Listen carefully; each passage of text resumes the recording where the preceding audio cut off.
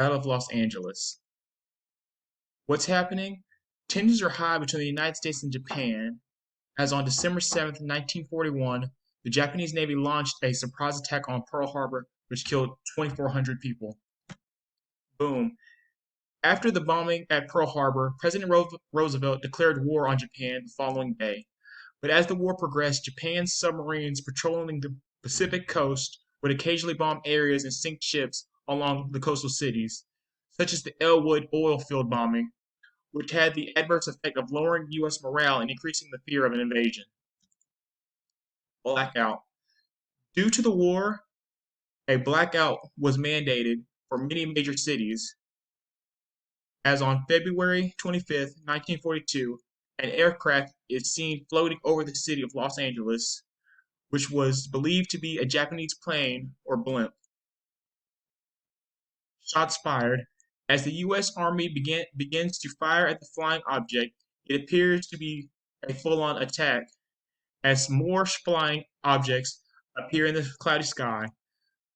But as the sky lights up with continuous firing, nothing appears to come down. Conspiracies. With little information to go on, conspiracies begin to form, as witness reports seeing the strange object fly through the sky don't match what was reported.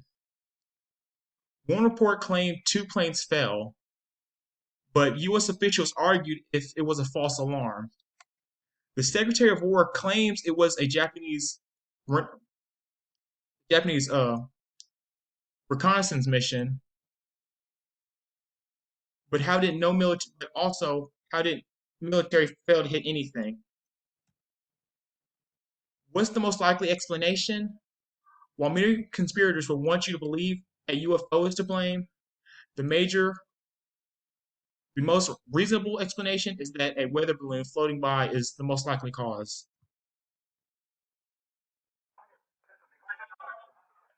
It required nearly 30 minutes to travel some 25 miles, far slower than an airplane.